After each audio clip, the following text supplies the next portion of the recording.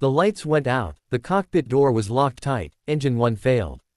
Mayday! The pilot screamed it through the speakers. The woman in seat 14A looked up. Her eyes found the flashing red control panel. She moved forward, voice low but clear. Switch to frequency 243.00.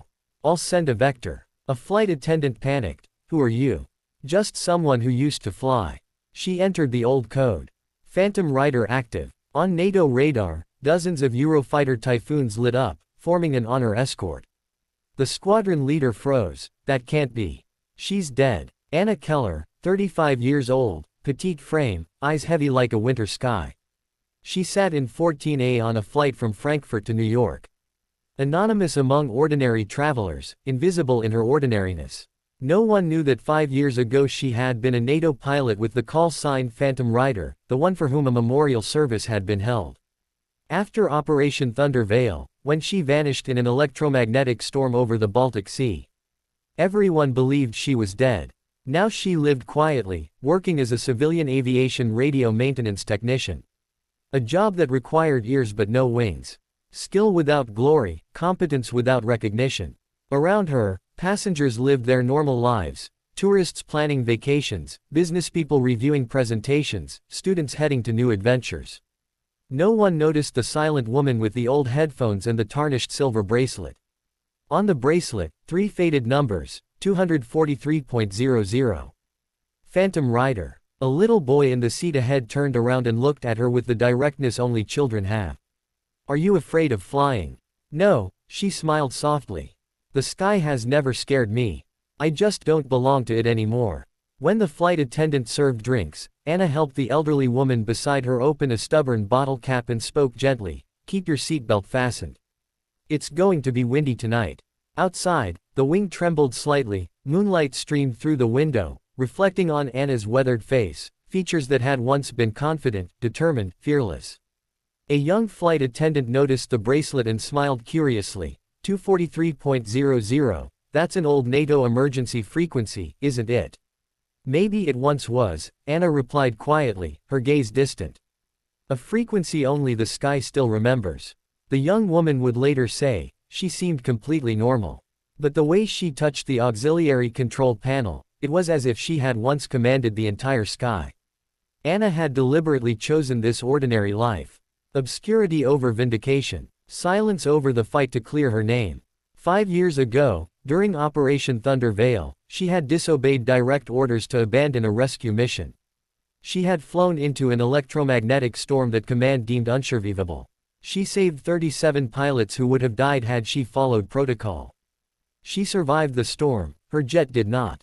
She ejected, was picked up by a fishing boat, spent 2 months recovering in a remote clinic under a false name. By the time she made contact, they had already declared her Kia, and worse, branded her final mission as reckless insubordination. A cautionary tale for pilots who thought they knew better than their superiors. The 37 rescued pilots wanted to testify, but command silenced them, classified everything. Phantom Rider was to remain a warning, not a heroine. So Anna made a choice: if they wanted her dead, she would stay dead. She vanished into civilian life, new identity, work that used her skills without demanding her past. She lived quietly while the world forgot she had ever existed. She told herself she was at peace with it. That anonymity was its own kind of freedom. That she needed no recognition, no justice. But at night, when sleep wouldn't come and memories replayed like old footage, she wondered whether silence was courage or cowardice. Whether letting lies stand was wisdom or weakness. She still dreamed of flying, of the feel of the controls responding to her hands, of the freedom of open sky, of the moment when skill and machine merged into something greater. She would wake with tears on her face and an ache in her chest that felt like suffocation, like being buried alive. But she never spoke of it. Never complained. Never tried to reclaim what had been taken. She just went to work, maintained radio systems for airlines that would never know she had once been one of NATO's best pilots. Came home to an empty apartment and counted the days until the dreaming stopped hurting. The bracelet was her only link to that past life, the frequency engraved as a reminder that some things mattered more than recognition. That saving lives was reward enough, even if no one remembered who did the saving.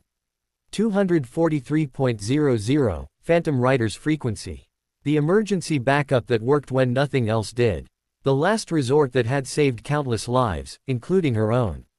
As Flight LH-472 leveled off at cruising altitude, Anna closed her eyes, letting the engine noise lull her toward sleep, toward temporary escape from memory and regret.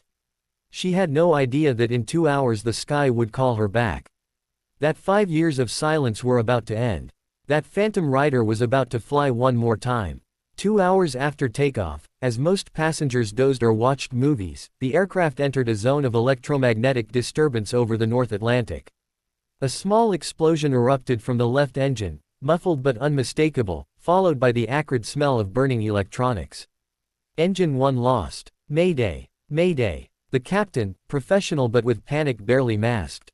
Then the transmission cut off abruptly. Lights flickered, alternating between normal and emergency lighting, creating a strobe effect that amplified the sudden terror. Passengers screamed, children cried, flight attendants tried to maintain calm while their own faces showed barely controlled fear.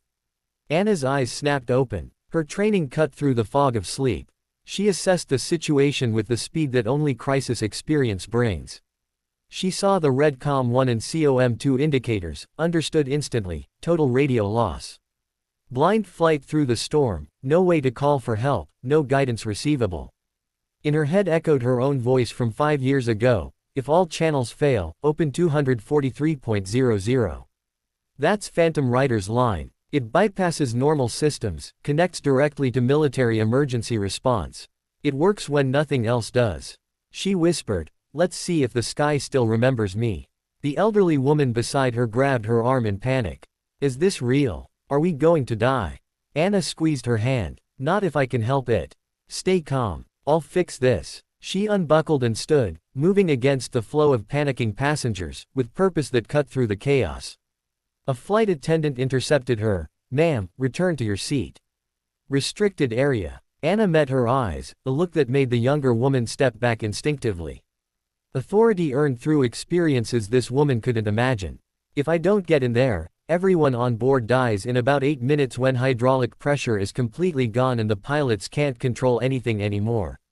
You can help, or get out of my way. The flight attendant hesitated only a second, nodded, and led her to the rear technical panel.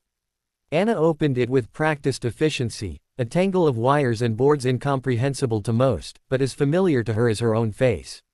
She traced paths, found the auxiliary comm system, reconnected severed circuits. Sparks flew, singeing her fingers, but her hands never faltered. Muscle memory took over. The young flight attendant who had noticed the bracelet appeared. "You know what you're doing. You're not just a passenger." Anna didn't look up. "I used to do something like this on smaller aircraft. A long time ago. What's your name? Right now it doesn't matter. Later, if we survive, you can ask again." She activated the auxiliary microphone, her voice dropping into the low, controlled tone she had used 1,000 times in cockpits, competence and calm even when death was seconds away. "Switch to frequency 243.00.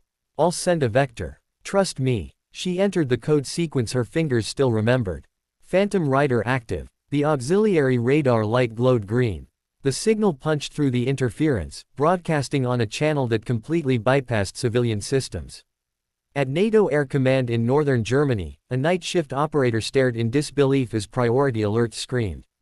"Phantom Rider. Impossible. She died 5 years ago. This has to be a malfunction." His supervisor, and colonel who had served during Thunder Vale, one of the 37 saved, stepped up.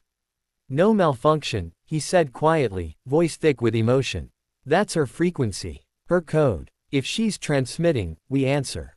Launch everything in range." 2 Eurofighter Typhoons on patrol near Iceland received the broadcast, altered course, afterburners igniting, racing to the coordinates.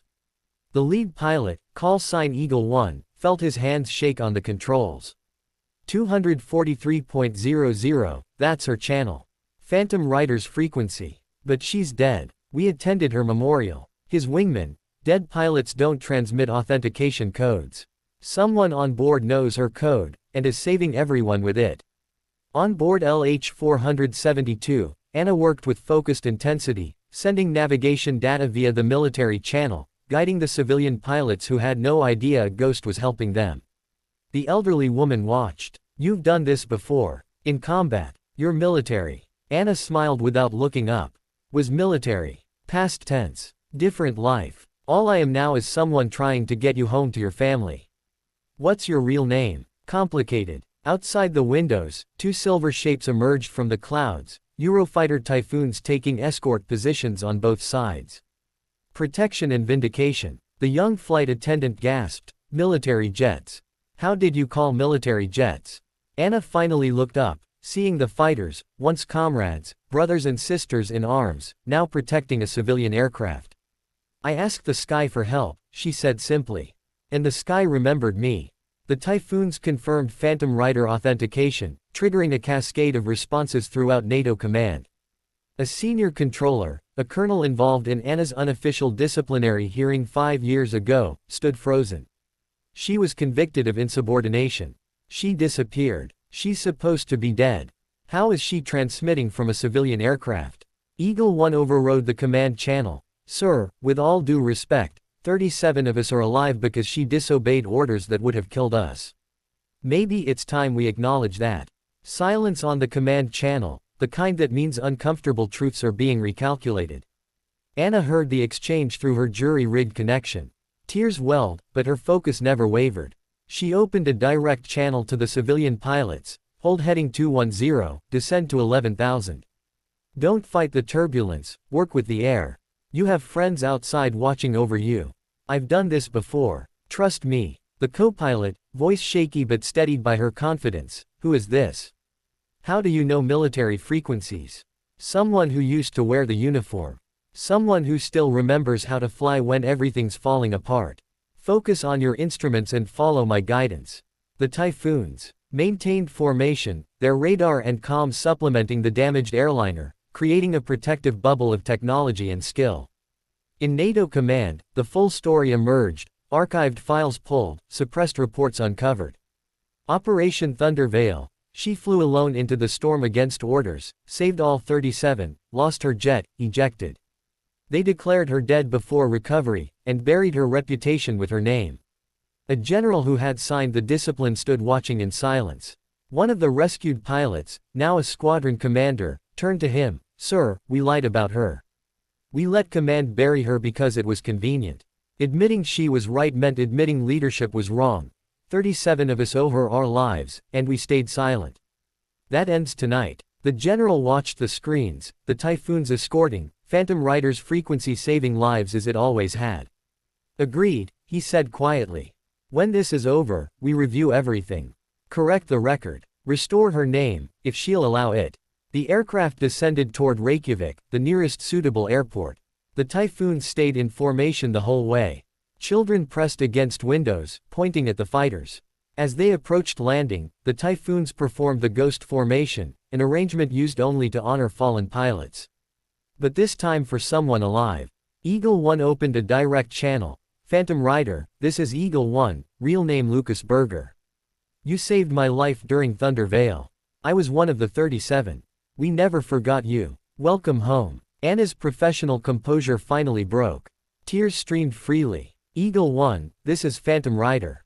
I'm sorry I disappeared. I'm sorry I let them bury the truth. I'm sorry I wasn't brave enough to fight. Ma'am, you flew alone into a lethal storm to save us. You're the bravest person I've ever known. You have nothing to apologize for. The aircraft touched down safely. No injuries. Just 243 people who would have died without a woman they had never noticed. Many hugged Anna as they deplaned, thanked her without fully understanding. The elderly woman held her face. You're an angel. An angel who came when we needed you most. Anna smiled through tears. Just a pilot. Someone who couldn't look away when people needed help.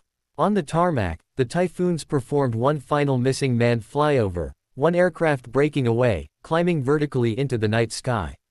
Traditionally for the fallen, but this time Phantom Rider stood on the ground watching.